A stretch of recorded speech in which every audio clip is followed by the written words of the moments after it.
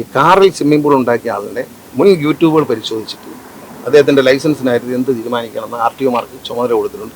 അവരത് പരിശോധിക്കും. മാത്രമല്ല യൂട്യൂബിനെ അറിയിക്കും. ഇനി അങ്ങനെ ചെയ്താൽ മോട്ടോർ വെഹിക്കിൾ നിയമം ലംഘിച്ച് ഇതുപോലെ ഷോകൾ കാണിച്ചാൽ കർശനമായ നടപടിയായിരിക്കും. അറിയിച്ചാൽ യൂട്യൂബിൽ നിന്ന് കിട്ടിയ മുഴുവൻ പൈസയും സർക്കാർ കണ്ടുകിട്ടും. യൂട്യൂബ് അവരെ ബ്ലോക്ക് ചെയ്യും. ഇതിനൊക്കെ ഇവിടെ നിയമമുണ്ട്, എടുത്ത് പ്രയോഗിക്കുന്നില്ലെന്നേ ഉള്ളൂ. ഇപ്പൊ നിങ്ങൾ കണ്ടല്ലോ, ഒരു യൂട്യൂബർമാരത് ഞാൻ പറയാം, യൂട്യൂബിലുള്ള പരിപാടി വണ്ടി വെച്ച് വേണം.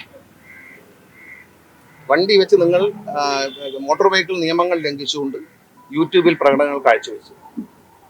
ഇത് കാണുന്ന വേറെ തലമുറയുണ്ട്. അവരിതൊക്കെ ഈ കാണിക്കുന്ന മോശം പരിപാടികളൊക്കെ നല്ലതാണെന്ന് തെറ്റിദ്ധരിച്ച് അവരെയും കൂടി അപകടത്തിലേക്ക് കൊണ്ടുപോകാം. നമ്മൾ കണ്ടല്ലോ, ഒരു ഡോറിലിരുന്ന് കുറച്ച് കുട്ടികൾ പോയി, അവരെ ശാസിച്ചു, അവരെ സേവനത്തിന് വിട്ടു, അവർ സ്നേഹത്തോടെ പോയി.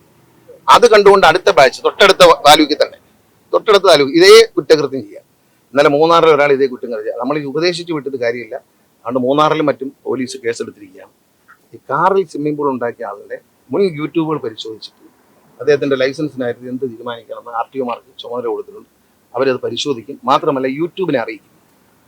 അതായത് മോശമായ സന്ദേശം സമൂഹത്തിൽ ട്രാഫിക് നിയമങ്ങൾ ലംഘിക്കാനും നിയമലംഘനങ്ങൾ നടത്താനും പ്രോത്സാഹിപ്പിക്കുന്നവരെ യൂട്യൂബിൽ നിന്ന് റിമൂവ് ചെയ്യും. മാത്രമല്ല അത്തരത്തിൽ നിയമപരമായ നടപടി സ്വീകരിക്കും. ഇനി അങ്ങനെ ചെയ്താൽ മോട്ടോർ വെഹിക്കിൾ നിയമം ലംഘിച്ച് ഇതുപോലെ ഷോകൾ കാണിച്ചാൽ കർശനമായ നടപടിയായിരിക്കും. എൻഫോഴ്സ്മെന്റിനെ അടക്കം അറിയിക്കും. നടപടിയൊക്കെ ചെയ്യുന്ന വകുപ്പുകളൊക്കെ ഉണ്ട്. അറിയിച്ചാൽ യൂട്യൂബിൽ നിന്ന് കിട്ടിയ മുഴുവൻ പൈസയും സർക്കാർ കണ്ടുകിട്ടും.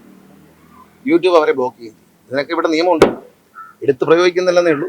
എടുത്ത് പ്രയോഗിപ്പിക്കരുത് എന്ന് സ്നേഹത്തോടെ യൂട്യൂബിൽ ഈ വേലയെ കാണിക്കും. നരിയാക്കി എത്രയോ നല്ല കാര്യങ്ങൾ ചെയ്ത് യൂട്യൂബിൽ ലൈക്കും ഷെയറും ഒക്കെ ഉണ്ടാക്കുന്ന ആളുകൾ അതിനെ കണ്ടുപഠിക്കും.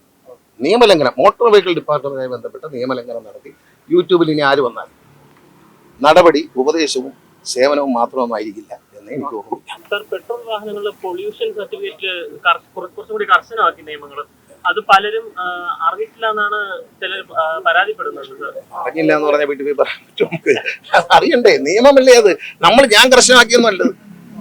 വ്യാജ സോഫ്റ്റ്വെയർ ഉപയോഗിച്ചിട്ട് ചില പേരുകൾ ചിലത് കാണിച്ചിരുന്നു, അതിൽ കർശനമായി.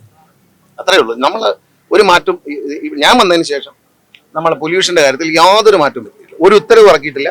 നിലവിലുള്ള നിയമാനുസൃതമായി പരിശോധന നടത്തുമ്പോൾ ചിലരുടെ സോഫ്റ്റ്വെയർ വളരെ മോശമാണ്. പിന്നെ ഒരു പൊല്യൂഷൻ പരിശോധിക്കുന്ന കെട്ടിടം 2ാം നിലയിൽ വെച്ചാൽ മൃഗാശുപത്രി 2ാം നിലയിൽ വെക്കുന്ന പോലെയുള്ളൂ. പൊല്യൂഷൻ രജിസ്റ്റർ ചെയ്യുന്ന സ്ഥലം താഴെ തന്നെ ആയിരിക്കണം. പിന്നെ ഒരു വണ്ടി വന്നാൽ അടുത്ത ഒരാളുടെ പുരയിടത്തിൽ ഇട്ടിട്ടാണോ പൊല്യൂഷൻ പരിശോധിക്കുന്നത്? ആ വണ്ടി നിബന്ധനയിൽ പറയുന്നുണ്ട്, 2 വണ്ടികൾ, ഒരു വലിയ വണ്ടിയും ഒരു ചെറിയ വണ്ടിയും പാർക്ക് ചെയ്യാനുള്ള സ്ഥലം ഈ സെന്ററിൽ ഉണ്ടാകണം. തെറ്റാണോ അത്?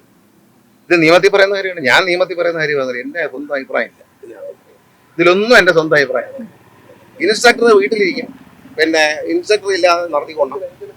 ഞാനിവിടെ പരീക്ഷയ്ക്ക് നമ്മൾ കലോത്സവത്തിന് പോകാറുണ്ട്. നമ്മളെ ഡാൻസ് പഠിപ്പിച്ച് പാട്ട് പഠിപ്പിച്ച് ടീച്ചർമാരെല്ലാം കൂടുതൽ നമ്മളെ കുഞ്ഞ് എങ്ങനെ പെർഫോം ചെയ്യുമെന്ന് അറിയാൻ. എൻ്റെ കുഞ്ഞിനോട് അനീതി കാണിച്ചോന്ന് അറിയാനല്ലേ അവർ പോകുന്നത്. അല്ലാതെ അവർക്ക് വേറെ സമയമില്ലാത്തതുകൊണ്ടാണോ? അല്ല, വേറെ ജോലി ഇല്ലാത്തതുകൊണ്ടല്ല. ഞാൻ പഠിപ്പിച്ച കുട്ടി നന്നായി പെർഫോം ചെയ്യുമെന്ന് അറിയാനുള്ള അവകാശം ഒരു ഗുരുവിനുണ്ട്. ഇവര് ദക്ഷിണയൊക്കെ വാങ്ങിക്കുന്നു. ഈ ഇൻസ്ട്രക്ടർക്ക് ഒരു സംഭാവന കൊടുക്കും. ഇതൊക്കെ നിങ്ങൾ അനുഭവിച്ചിട്ടുള്ളവർക്ക് മനസ്സിലാവും. എന്നെ കേൾക്കുന്നത് നിങ്ങളാരും ഇല്ലെങ്കിലും എന്നെ കേൾക്കുന്നവർക്ക് മനസ്സിലാവും. ആശാൻ ഫീസ് വാങ്ങിക്കും 500 രൂപ. അതൊക്കെ വാങ്ങിക്കുമ്പോൾ ആശാൻ കൂടെ പോണ്ടേ? ആശാൻ ഫീസ് വാങ്ങിക്കുമ്പോൾ ആശാൻ കൂടെ പോകണം. അതിലൊരു തർക്കമില്ല. അത് നിയമത്തിൽ പറയുന്ന കാര്യം പറഞ്ഞിട്ടുള്ളൂ. ഇൻസ്ട്രക്ടർ ഉണ്ടെങ്കിൽ ഞാൻ എന്തിനു ഭയപ്പെടണം? എൻ്റെ സ്ഥാപനത്തിൽ ഇൻസ്ട്രക്ടർ ഉണ്ടെങ്കിൽ ആ ആളിനെ ആ സൈറ്റിൽ കൊണ്ടുവരാൻ എന്തിനും നമ്മൾ നാണിക്കണം? സത്യസന്ധമായിട്ട് അവർ പറയട്ടെ. എല്ലായിടത്തും ഒരു പരിശോധന വയ്ക്കുക. എല്ലായിടത്തും ഇൻസ്ട്രക്ടർ ഉണ്ടോ? മോട്ടോർ വെഹിക്കിൾ ഡിപ്പാർട്ട്മെന്റിൽ AME ആയി ജോലി ചെയ്യുന്ന, MBA ജോലി ചെയ്യുന്ന പലരുടെയും ചിത്രങ്ങൾ പണ്ട് സർവീസ് കയറുന്നതിന് അവർ കൊടുത്തത് അവർ ഫ്രെയിം ചെയ്ത് വെച്ചിരിക്കും. ഈ ഒരു ഫാർമസിക്ക് ഒരു ഫാർമസിസ്റ്റ് വേണമെന്ന നിബന്ധന പോലെയാണ് ഇക്കാര്യത്തിൽ.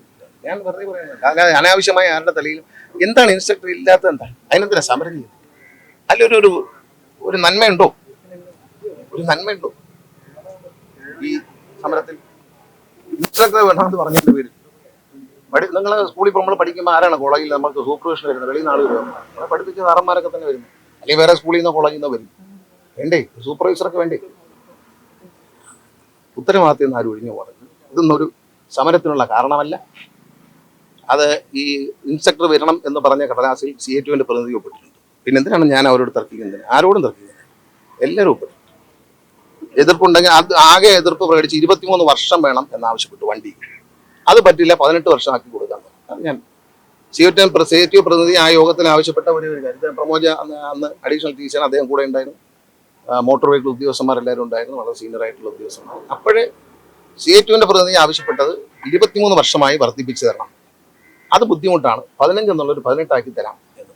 ഇതെല്ലാം ബഹുമാനപ്പെട്ട ഹൈക്കോടതിയിൽ പരിഗണനയിരിക്കുകയാണ്. ശരി ഏത് തെറ്റ് ഏതെന്ന് ഇനി അവസാനം ഹൈക്കോടതി എന്നൊരു തീരുമാനം. ബഹുമാനപ്പെട്ട ഹൈക്കോടതി നൽകുന്ന തീരുമാനം ഈ സംസ്ഥാനത്ത് നടപ്പിലാക്കും.